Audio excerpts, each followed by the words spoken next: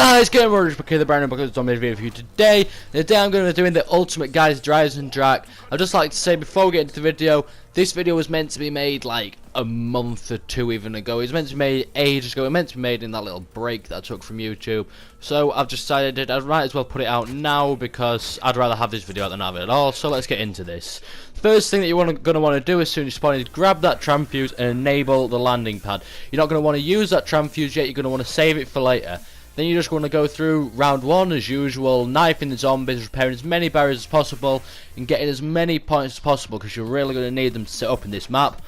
Any drops that you get, make use of. If you get a double point, then you want to start shooting. If you get a max ammo, then you can kind of start shooting. Then when you come to the end of round one, this is when you're going to want to use that tram fuse. Now you can get one of three things. You can get either a max ammo, a double point, or an insta-kill.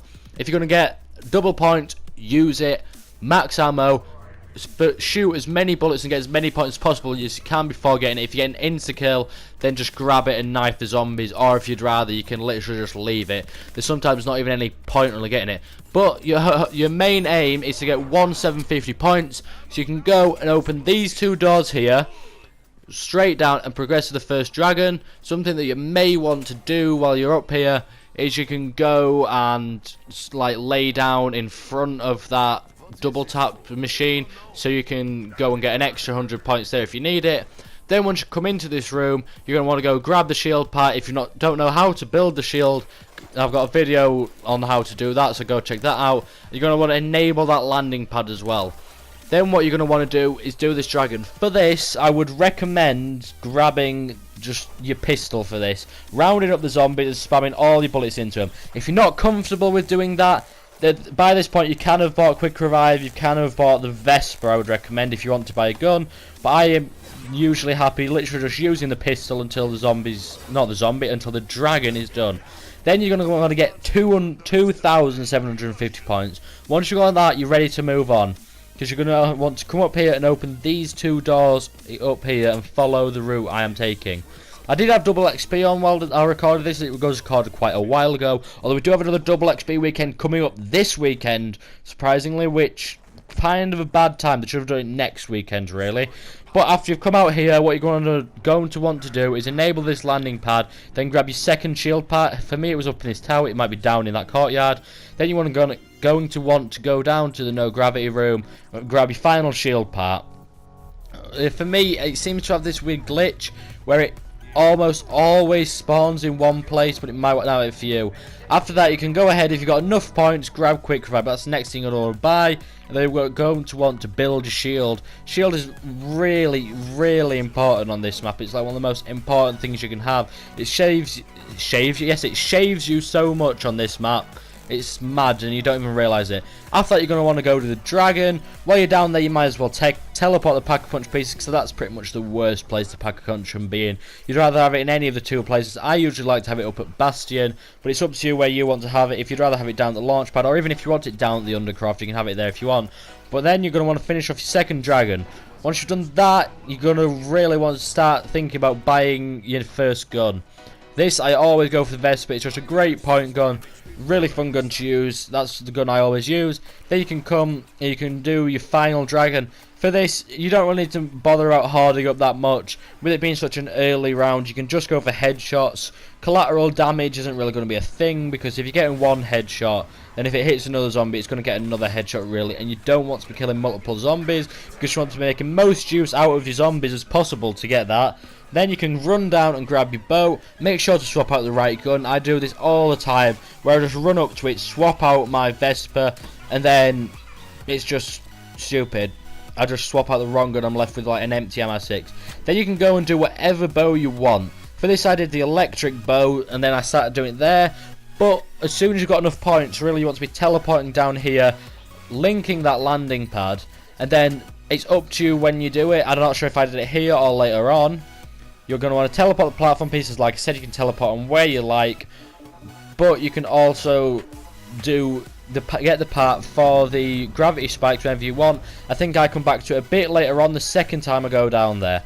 But you just want to keep going through your bow upgrading process. I would definitely recommend getting the electric bow, but it isn't completely necessary. And the best alternative to the electric bow is probably the wolf bow, but the electric bow does seem to really be the best for it.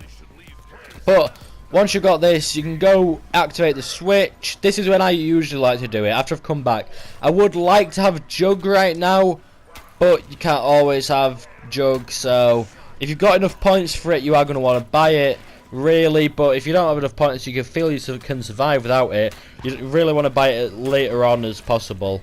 Now here, you probably are going to end the round because of this stupid new spawning thing they've done, where like these zombies don't actually count as real zombies, they don't give you any points or anything.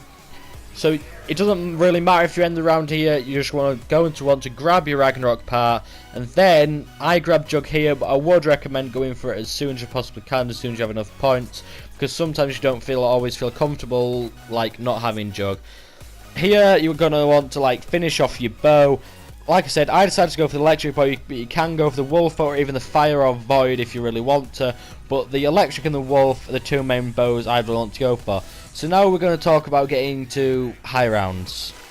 There's two major tactics to high rounds. First of which is the perks that you're going to want to make. This is for both. You're going to want to really buy Stamina Up. Stamina Up you should really be buying earlier on than I did, but oh well. And double tap is massive for it. So the first major tactic that you're going to want to use is camping. If you've got the electric bow, you're going to want to camp in this spot that you see me here. Shoot the bolts like as little as possible. Wait for them to crowd around you, and just send an electric bolt flying through. It'll just go straight through all the zombies, push them back so none of them can get to you. For this, really you want quick revive, Juggernaut, double tap, and Widow's Wine. Stamina Up you're going to want to get while you set up, definitely. Widow's Wine you don't always need, but it is nice to have, and it can sometimes be awkward to get. So, you know, it can be good, it can be bad. It's up to you what perks you get the most, though. Second tactic, though, is training. For training, it is between those five perks that I mentioned. It's your preference. Some people say you don't really need double tap because you're just getting blast furnace or dead wire on to kill the zombies, so double tap doesn't make a difference. So then you'd want Jug, Stamina Up, Widow's Wine, and quick revive. But if you've gone down enough times like I stupidly had done here, because I kind of just messed about in this game, then you don't really gonna have quick revives take up one of the perk slots, so you've got an empty perk slot free to get the 4 perks that you really want. But you want to train around the upper courtyard area, do like a banana shape around that main area, and you can just go like that. Use the wolf bow and then get any gun. I'd recommend like the Cuda or something. It's really easy to buy off the wall, and then you can literally just blast furnace them all to death, and the wolf bow will get them out your way instantly. So one thing we can talk about is when the panzer comes.